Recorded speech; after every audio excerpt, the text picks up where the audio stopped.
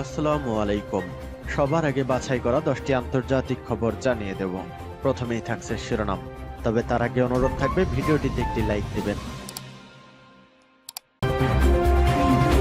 ফিলিস্তিন জিন্দাবাদ জানিয়ে দিব হাতে থাকা সর্বশেষ আপডেট আন্তর্জাতিক সংবাদ। প্রথমেই সংবাদ শিরোনাম, 159টি ইউক্রেনীয় ড্রোন ধ্বংসের দাবি রাশিয়ার।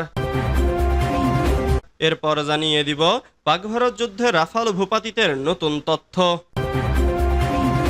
এদিকে দুর্বল হয়ে পড়েছে ইরান বিরোধী মার্কিন জোট।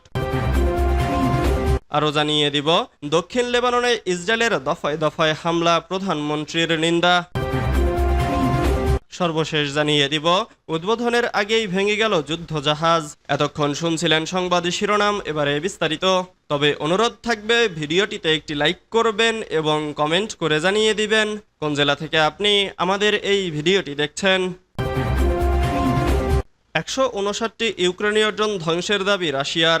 ইউক্রেনের 159টি ড্রোন ভূপাতিত করার দাবি করেছে রুশ বিমান বাহিনী।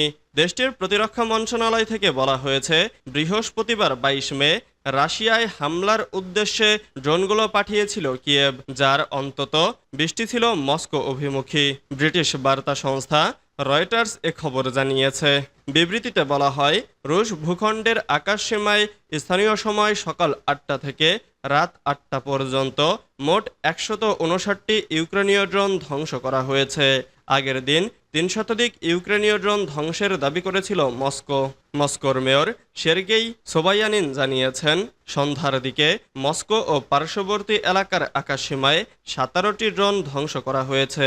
পরিস্থিতি বিবেচনায় মস্কোর দোমোদেদোভো, ভুনুকোভো এবং ঝুকোভস্কি বিমানবন্দরের কার্যক্রম সাময়িকভাবে স্থগিত রাখা হয়। রাশিয়ার কুরস্ক অঞ্চলের গভর্নরের দাবি, ইউক্রেনীয় ক্ষেপণাস্ত্র হামলায় লগভ শহরে 16 জন আহত হয়েছে।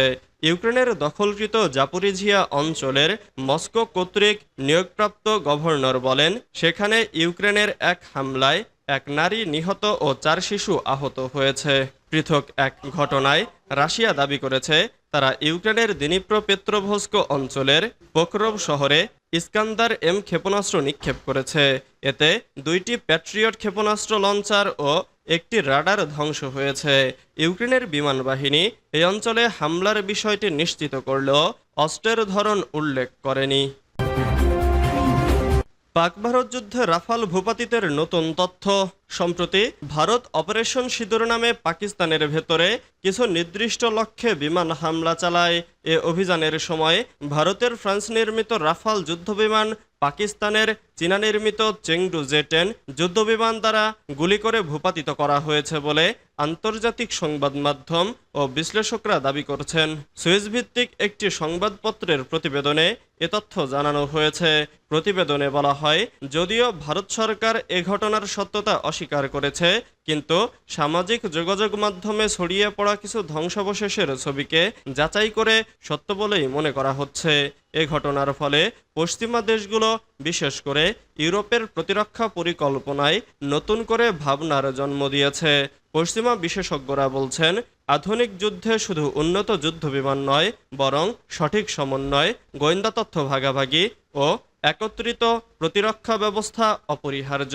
অভিযানে ভারত একাধিক ধরনের বিমান ব্যবহার করলেও রাফাল যুদ্ধবিমানকে প্রয়োজনীয় সহায়তা দেওয়া হয়নি। এর ফলে ভারতের অপারেশন সফল হয়নি এবং এটি একটি কৌশলগত ব্যর্থতা হিসেবে বিবেচিত হচ্ছে। বিশেষজ্ঞদের মতে এই ঘটনা একটি বড় শিক্ষা। আধুনিক যুদ্ধ কেবল উন্নত প্রযুক্তির উপর নির্ভর করলে হবে না, বরং যৌথ কৌশল ও পূর্ণ প্রস্তুতি প্রয়োজন। দুর্বল হয়ে পড়েছে ইরান বিরোধী মার্কিন জোট। ইরানের পরমাণু চুক্তির বিরোধীদের অবস্থান এখন অনেক দুর্বল হয়ে পড়েছে। যুক্তরাষ্ট্রের প্রভাবশালী গবেষণা প্রতিষ্ঠান কুইন্সি ইনস্টিটিউট বলছে, এ বিরোধিতা এখন মূলত কিছু রক্ষণশীল রাজনীতিক ও ইসরায়েলপন্থী গোষ্ঠীর মধ্যেই সীমাবদ্ধ। তেহরান টাইমসে প্রকাশিত এক বিশ্লেষণে বলা হয়েছে, যুক্তরাষ্ট্রের জনগণের বড় অংশ, এমনকি রিপাবলিকানরাও ইরান নিয়ে শান্তিপূর্ণ সমাধানের পক্ষে। তাই ট্রাম্প যদি শুধু এই চরমপন্থীদের কথা শুনে চলেন, তবে তা রাজনৈতিক ক্ষতির কারণ হতে পারে।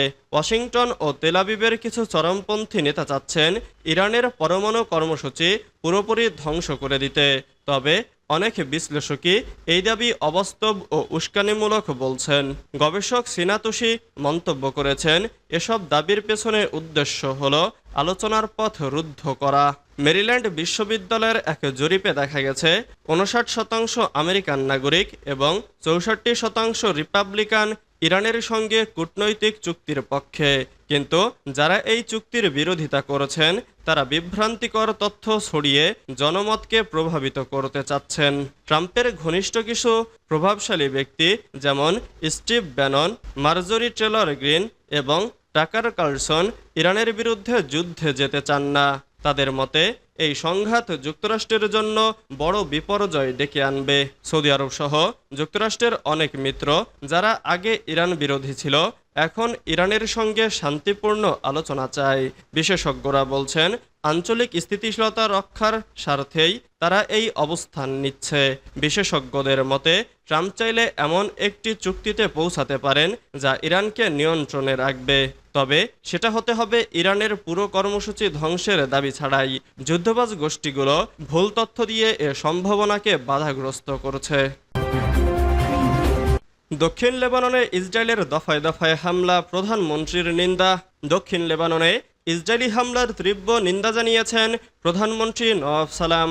এছাড়া নভেম্বরে লেবাননের হিজবুল্লাহর সাথে সম্পাদিত যুদ্ধবিরতি মেনে চলতে ইসরায়েলের ওপর চাপ সৃষ্টির জন্য আন্তর্জাতিক সম্প্রদায়ের প্রতি আহ্বান জানান তিনি।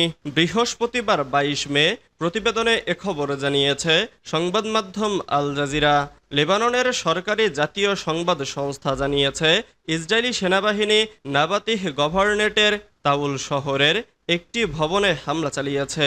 সেনাবাহিনী এর আগে বাসিন্দাদের ওই ভবনের আশেপাশের এলাকা খালি করার জন্য সতর্ক করেছিল। ভবনটি হিজবুল্লাহ ব্যবহার করত বলে জানা গেছে। এদিকে লেবাননের সংবাদ মাধ্যমগুলো দেশটির দক্ষিণে অবস্থিত সৌজদ তুলিন, সাওয়ান্না এবং রিহান পর্বতমালা শহরেও ইসরায়েলি বাহিনীর বোমাবর্ষণের খবর দিয়েছে।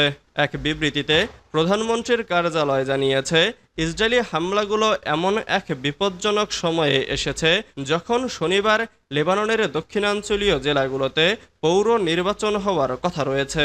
প্রধানমন্ত্রীর কার্যালয় এক বিবৃতিতে বলেছে, ইসরায়েলের এই হামলা নির্বাচন অনুষ্ঠান এবং লেবানন ও লেবানিজদের সুরক্ষার জন্য রাষ্ট্রের প্রতিশ্রুতিকে ব্যাহত করতে পারে। বৃহস্পতিবার ইসরায়েলি সামরিক বাহিনী জানিয়েছে, তাদের বাহিনী দক্ষিণ লেবাননের রাব এল থালাথিন শহরে হিজবুল্লাহর অবস্থান লক্ষ্য করে বেশ কয়েকটি হামলা চালিয়েছে এবং একজন যোদ্ধাকে হত্যা করেছে। উদ্বোধনের আগেই ভেঙে গেল যুদ্ধজাহাজ। অপারেশন শুরুর আগেই বড় ধরনের দুর্ঘটনার মুখে পড়েছে উত্তর কোরিয়ার নেতা কিমের স্বপ্নের বিশাল যুদ্ধজাহাজ। বৃহস্পতিবার সেদেশের রাষ্ট্রীয় গণমাধ্যম জানিয়েছে, নতুন একটি নৌ ডেস্ট্রয়ারের উদ্বোধনী অনুষ্ঠানে গুরুতর দুর্ঘটনা ঘটেছে। এ ঘটনায় দায়ী কর্মকর্তাদের বিরুদ্ধে কঠোর ব্যবস্থা নেওয়ার হুমকি দিয়েছেন প্রেসিডেন্ট কিম। রাষ্ট্রীয় বার্তা সংস্থা কোরিয়ান সেন্ট্রাল নিউজ এজেন্সি জানায়, বুধবার পূর্বাঞ্চলের চংজিন বন্দরে ৫,০০০ টনের একটি নতুন ডেস্ট্রয়ারের উদ্বোধনী অনুষ্ঠানে গুরুতর একটি দুর্ঘটনা ঘটে। এ সময় উপস্থিত ছিলেন দেশটির নেতা কিম জং উন। প্রতিবেদনে বলা হয়, জাহাজটির নিচের অংশের কিছু অংশ ভেঙে পড়ে, যার ফলে পুরো যুদ্ধজাহাজটির ভারসাম্য নষ্ট হয়ে যায়। কিম এই ঘটনাকে সম্পূর্ণভাবে অসাবধানতার ফল এবং অপরাধমূলক কর্মকাণ্ড বলে আখ্যা দিয়েছেন এবং দায়ী কর্মকর্তাদের বিরুদ্ধে কঠোর ব্যবস্থা নেওয়ার হুমকি দিয়েছেন। তিনি সরাসরি জাহাজের কমান্ডিং ইউনিটের অনভিজ্ঞতা এবং অপারেশনাল ত্রুটিকেই দায়ী করেছেন। কিম জানিয়েছেন, এই দায়িত্বজ্ঞানহীন ভুল এর জন্য দায়ী ব্যক্তিদের শাস্তি আগামী পার্টি কেন্দ্রীয় কমিটির পূর্ণাঙ্গ সভায় নির্ধারণ করা হবে।